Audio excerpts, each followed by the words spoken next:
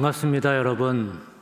수원성교회는 장신대 학생 한 분 한 분을 지지하고 응원하고 사랑합니다. 이러한 마음은 우리 원로 목사이신 안광수 목사님 그리고 당회에서 늘 협력교회로 지정하고 기도하고 작은 금액이지만 함께 도울 수 있도록 결정해 주신 그 은혜가 흘러가는 줄 믿습니다.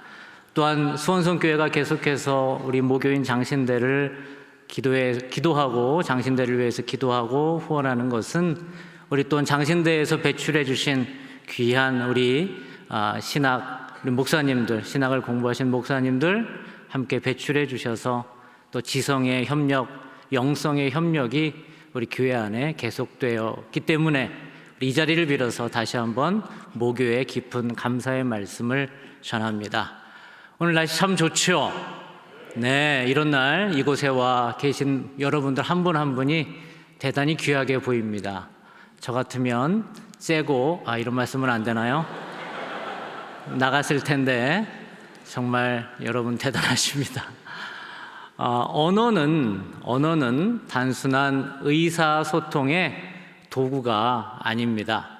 언어는 그 한 문화 그리고 그 세계관, 그 공동체의 문화와 세계관을 잘 보여주는 그 언어, 소통의 의사소통 너머의 것임을 우리는 알 수가 있습니다. 동양 문화권에서는 사람을 어떻게 규정하느냐? 인간이라는 단어로 사람을 규정합니다. 사람 인자에 사이간을 써서 사람이라는 것은 사람들 사이에서 내가 누구인지가 규정된다는 말이죠. 아무리 이 동양 문화권에서는 내가 잘났다 할지라도 그 조직이 무엇을 원하느냐, 그 사람들이 지금 무엇을 추구하느냐를 먼저 파악하는 게 중요하다는 거예요. 여러분, 아무리 내가 공부를 잘하고 아무리 페이퍼를 잘 써도 교수님이 뭘 원하느냐, 그리고 학생들, 지금 모여있는 이 친구들이 무엇을 추구하느냐를 알아내지 못하면 계속 엄한 페이퍼만 써내기 쉽다라는 것이죠. 교회 사역은 어떻습니까?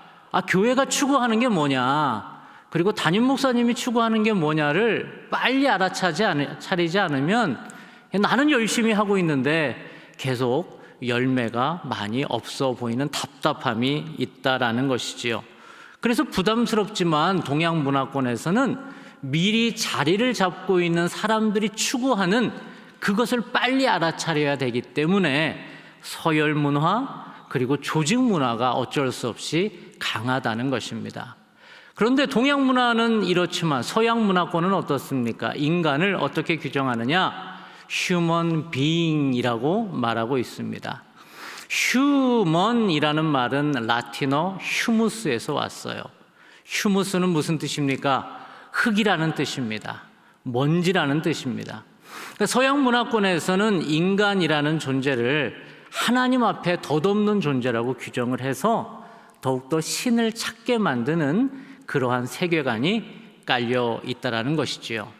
동양 문화권이 서양 문화권이 그렇게 정의를 했다면 우리가 보고 싶은 것은 과연 성경은 우리 인간을 뭐라고 말하고 있느냐? 두 단어로 설명하고 있습니다. 여러분이 잘 아는 단어인데 첫 번째는 어떤 단어입니까? 아담을 인간이라 말합니다. 아담이 무슨 말입니까? 흙이라는 말입니다. 역시 라틴 문화권에서 말하듯이 덧없는 존재로 인간을 규정하고 있는 것이 성경에서 말하는 인간의 첫 번째 정의입니다. 저는 주목하고 싶은 게 이 두 번째 성경에서 말하는 인간의 단어인데, 인간, 사람이라는 단어를 어떻게 얘기하느냐? 히브리어 이시입니다. 뭐라고요? 이시. 발음이 좀 세죠? 이 이시라는 말은 어디에 어근을 두고 있느냐 하면 애쉬에서 두고 있습니다. 역시 발음이 좀 센데, 이 인간이라는 이시라는 단어는 어디에서 왔느냐? 히브리어 애쉬에서 왔습니다. 이 애쉬가 뭐냐? 불이라는 말이에요. 열정이라는 말입니다. 그래서 성경은 우리를 흙과 같이 덧없는 존재로 보기도 하지만 또 한 면에서는 우리 인간을 열정 덩어리로 보고 있다라는 말입니다. 여러분 안에도 그런 열정이 좀 있으십니까? 누구나 다 있다라는 거예요. 성경은 우리를 그렇게 보고 있다라는 말입니다. 여러분 주변을 한번 보십시오. 4-5살짜리여도 그가 가지고 있는 고유한 열정이 그 마음 안에 있어요. 어떤 친구는 장난감이 그렇게 꽂혀요. 어떤 친구는 춤과 노래에 그렇게 꽂혀 삽니다. 여러분 8, 90 어른들도 보면 그렇습니다. 어떤 분은 눈만 뜨면 게이트볼장으로 나가십니다. 어떤 분은 눈만 뜨면 성경을 보십니다. 여러 당신들이 가지고 있는 불덩어리가 다 다르다는 것입니다. 여기서 우리가 알 수 있는 것은 인간이라는 존재는 성경에서는 우리를 어떻게 보고 있느냐? 불덩어리로 보고 있다는 것입니다. 내가 목사 후보생이면서 그리고 가난한 학부생이지만 우리 안에는 지금 새롭게 출시되는 아이패드를 사고 싶어하는 마음, 여러분 우리 안에 열정이 있다고 그랬어요? 이런 갑작스러운 뭔가를 사고 싶은 마음이 올라와요. 여러분 그거는 죄일까요? 아닐까요? 여러분 내가 사역을 하는데 장거리를 이동을 해야 되는데 내가 타고 다니던 이 모닝은 빨리 처분하고 장거리용 이제 디올 뉴 산타페를 사려고 하는 것 죄일까요? 아닐까요? 여러분 우리는 이렇게 무언가를 하고 싶은 일이 생길 때마다 우리는 간혹 이것을 누르는데 관심을 가지고 살아갑니다. 사실 이 갈망, 불덩어리는 우리를 움직이는 원동력이고 가치 중립적인 것인데 우리 안에 무엇인가 우리를 끌어올리는 열망이 생길 때 이것을 우리는 그저 눌러버리는데 우리는 온 힘을 다해 옵니다. 그리고 요즘 기도하지 않아서 그렇다고, 요즘 지름신이 내 안에 들렸다고, 쇼핑막이 들렸다고, 여행막이 들렸다고 우리를 그저 죄책감으로 처리하기가 쉽습니다. 그런데 성경은 우리 안에 올라오는 갈망을 죄라고 말하지 않습니다. 어떻게 우리는 얘기를 하나요? 그럼에도 불구하고 우리는 스스로 이렇게 올라오는 것을 신학생다움 그리고 목회자다움이라는 정의로 우리를 그 올라오는 열망을 마치 거세하듯 잘라버리기 쉽다라는 것입니다. 그리고 스스로를 정죄의 틀로 가두고 그리고 남을 향하여서 저래가지고 무슨 신학생이야, 저래가지고 무슨 목회자야 라는 그러한 정죄의 시선으로 보기 쉽다라는 것이지요. 건강한 신앙은 그래서 누르는 것이 아닙니다. 우리 안에 올라오는 열망을 누르고 없는 것처럼 보이는 신앙이 건강한 것이 아니라는 것입니다. 우리 안에는 여행 가고 싶은 마음, 맛난 음식 먹고 싶은 마음, 좋은 옷 한번 사보고 싶은 마음, 멋진 교회에 부임하고 싶은 마음, 그러나 이런 것이 올라올 때마다 우리는 꾹꾹 누르고 없는 것처럼 보이는데 그것은 절대 건강한 일이 아니라는 것입니다. 그렇게 꾹꾹 누르다 보면 문제는 언젠가는 그것이 폭발해 버린다는 것입니다. 아무리 누른다고 해도 우리 안에 올라오는 물질욕, 성욕, 그리고 명예욕은 어떤 것으로도 눌러지지 않는다는 것입니다. 우리 안에는 왜냐? 이 불덩어리가 있기 때문에 그렇습니다. 그래서 우리는 이제 압니다. 신앙은 누르는 것이 아니라 잘 다루는 것입니다.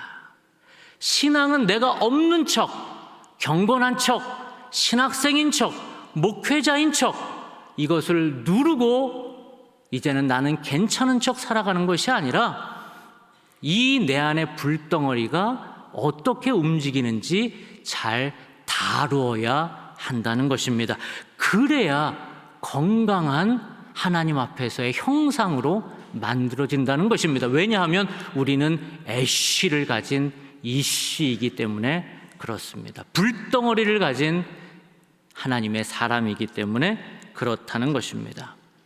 그러면 이렇게 우리 안에 올라오는 불덩어리들을 잘 다루고 살피지 않으면 어떤 역기능들이 생기냐는 것이지요.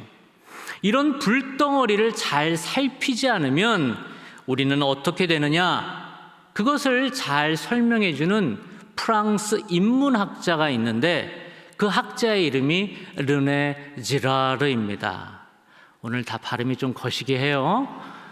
르네 지라르라는 사람은 우리 안에 올라오는 욕망을 잘 다루지 않으면 어떻게 되느냐? 남의 것을 모방하며 산다라는 거예요. 그러면서 그는 모방 이론이라는 아주 독특한 이론을 그는 주장을 합니다.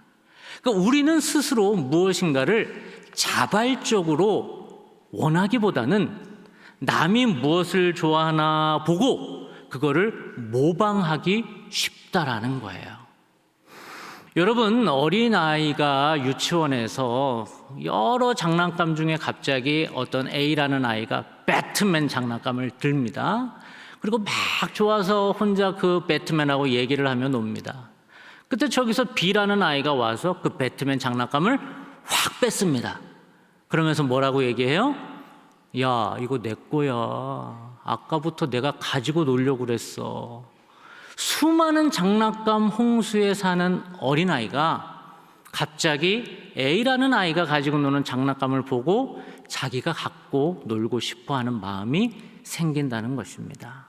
여러분, 이게 내 안에 올라오는 갈망을 잘 확인하고 다루지 않으면 어떤 역기능이 일어난다는 거예요? 남의 것을 보고 모방하며 산다라는 거예요. 여러분은 어떻습니까? 여러분, 사과, 컴퓨터 사고 싶은 마음이 평소에는 없었어요? 그런데 갑자기 내 친구가 13인치 얇은 거 사과 컴퓨터 갖고 다니면 어때요? 저거 나 갖고 싶었던 건데? 라고 스스로를 생각을 합니다. 아니, 누가 저런 백을 가지고 다녀요? 그러면 나 살 생각도 없고 저런 명품 비스무리한 거는 관심도 없었는데 갑자기 사고 싶은 마음이 생기는 겁니다. 누가 저런 신발을, 안경을, 자동차를, 어떤 임지를, 저런 포지션을, 관심도 없었는데 그 사람이 가니 내가 갑자기 관심이 생긴다는 거예요. 그걸 무슨 이론이라고요? 모방 욕망 이론이라고 얘기를 합니다. 그 사람이 누구라고요? 발음은 좀 거시기 하지만 르네 지라르라는 사람이 얘기를 한 것입니다. 이렇듯 우리의 불덩어리는 잘못이 아니라는 얘기예요. 우리의 불덩어리, 이 갈망은 아주 고귀한 하나님의 선물이라는 거예요. 무언가를 하고 싶게 만들고, 무언가를 지향하게 만들고, 무엇인가를 갈망하게 만드는 것은 너무 귀한 하나님의 선물인데, 내가 내 안에 정말 무엇을 원하는지를 찾지 않으면 뭐 한다는 거예요? 남의 것을 모방하기만 한다는 거예요. 그리고 그것이 내 것인 줄 착각한다라는 것입니다. 오늘 본문에 그런 사람이 나오는데 그가 바로 헤롯입니다. 헤롯은 아버지 대헤롯, 헤롯 더 그레이트, 아버지 대헤롯 아들이에요. 이 헤롯 빌립은 정말 멋진 왕이 되고 싶었던 모양이에요. 화려한 나라를 갖고 싶었던 모양이에요. 늘 누구를 꿈꿨냐 하면, 누구를 모방했냐 하면 로마의 대황제 시저 가이사랴를 모방합니다. 자기가 살고 있는 동네에 가장 이쁘다고 생각한 한 휴양지를 정합니다. 그리고 그는 이 아름다운 도시를 누구에게 헌정합니까?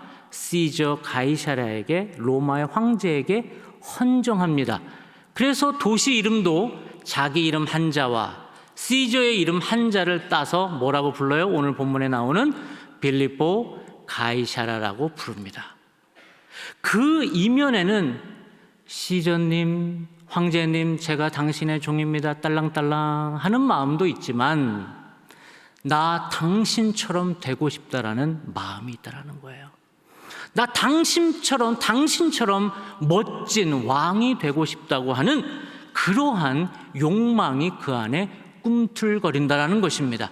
아마도 그 도시 중앙에는 로마 황제의 신상이 세워져 있을 수도 있었을 것입니다. 그렇게 그는 로마 황제를 위해서 도시를 세운다고 했지만 속마음 안에는 무엇입니까? 내가 저 자리에 갈 것이다.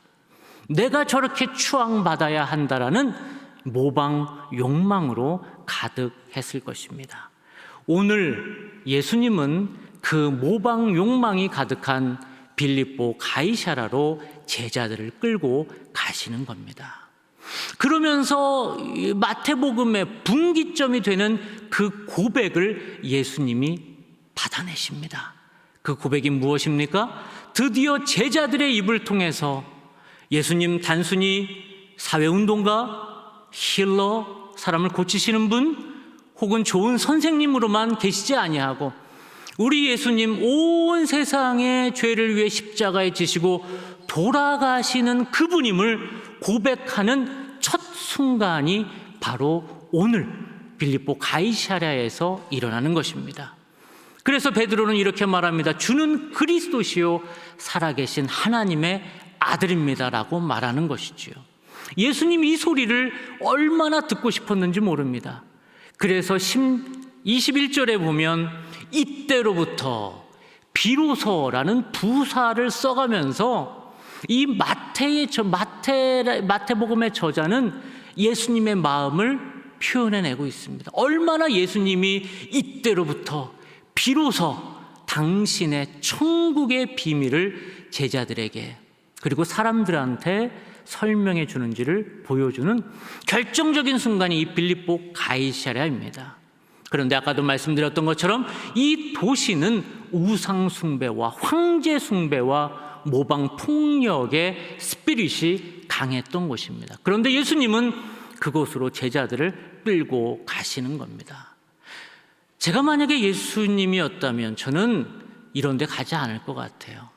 이런 결정적인 베드로와 제자들의 신앙 고백을 들어야 한다면 저는 기도가 많이 쌓여있는 기도원에 갔을 것 같아요.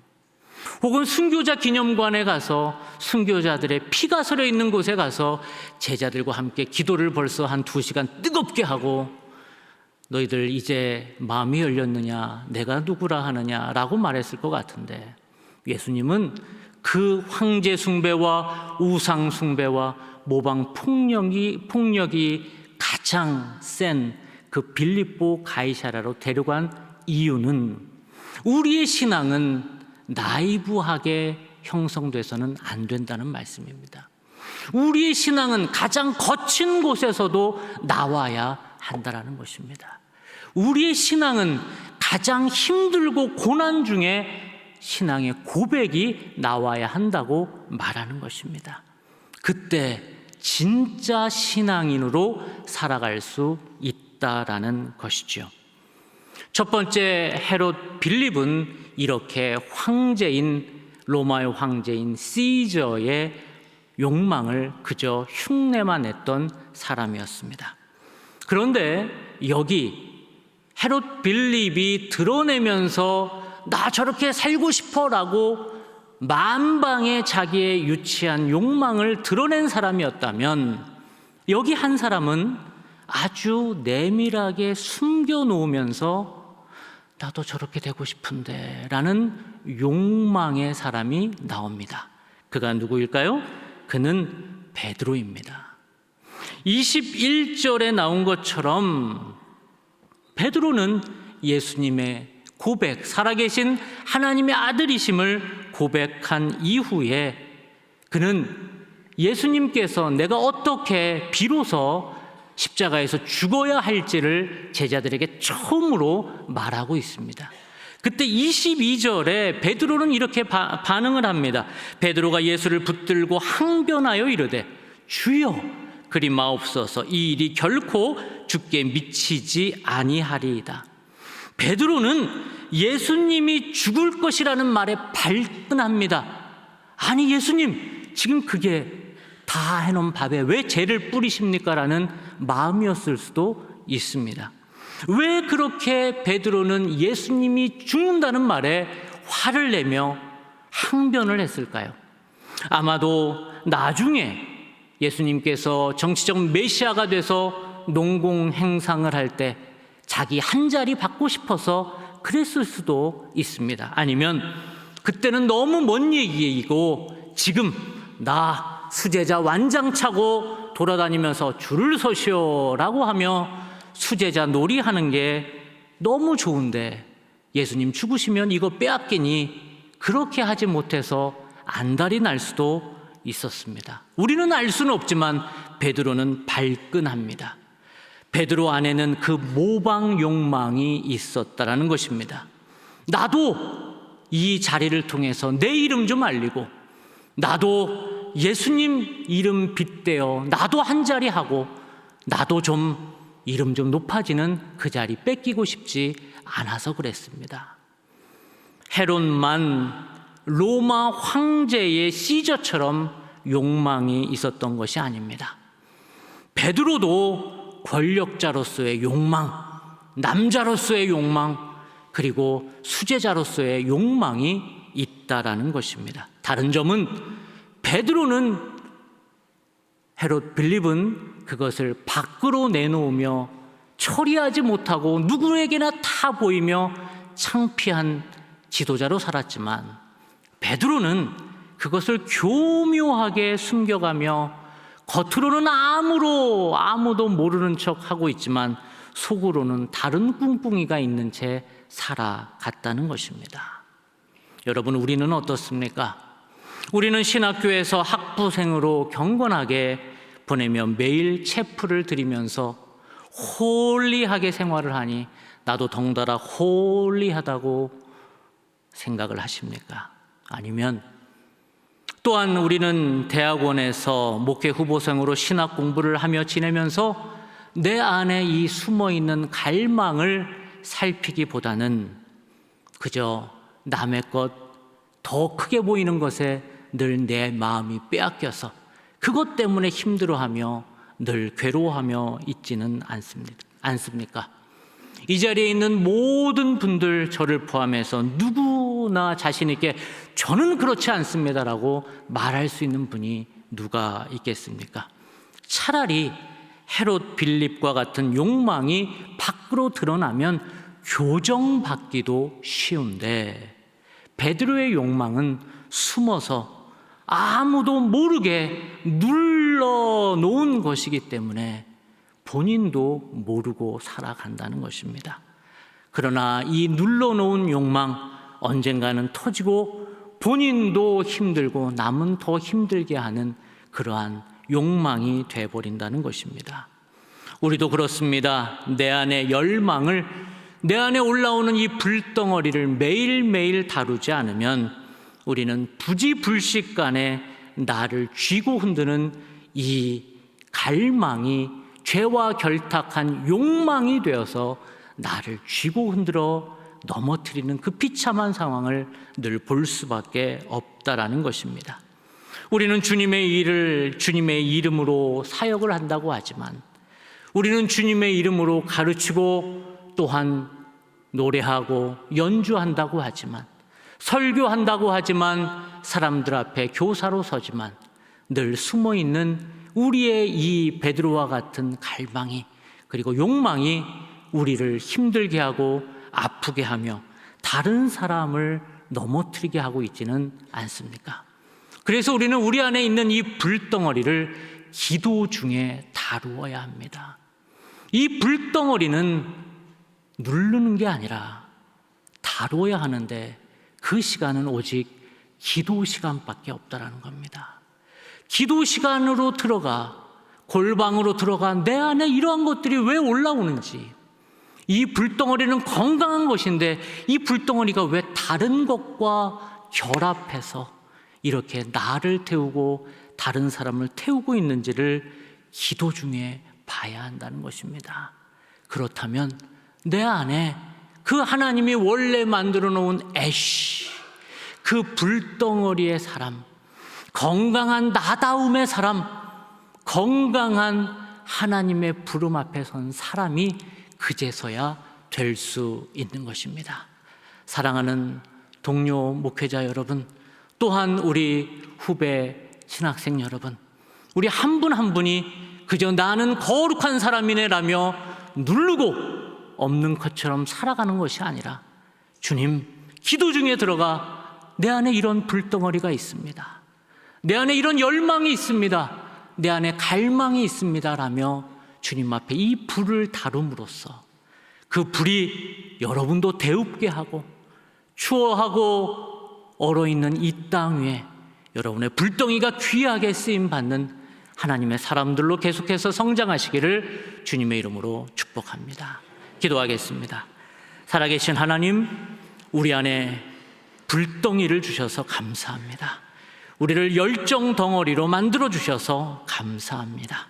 이제는 그것을 누르고 없는 것처럼, 경건한 것처럼, 목회자스러운 것처럼 살아가는 사람들이 아니라, 나는 내 안에는 지옥이고 내 안에는 전쟁터인데 아무렇지 않은 척, 평화로운 척 살아가는 우리가 아니라, 기도 중에 들어가 주님, 내 안에 이러한 불덩어리가 이렇게 있습니다, 주님, 내가 무엇을 정말 갈망하는지 알게 해주시옵소서 라고 기도하며 불덩어리를 다루게 하시고, 그때마다 남들 거 쫓아 살아가는 모방 욕망의 사람이 아니라 내 안에 고유한 하나님이 주신 열정을 가지고 살아가는 우리의 것으로 아름다워지는 모든 신학생들 되게 하여 주시옵소서.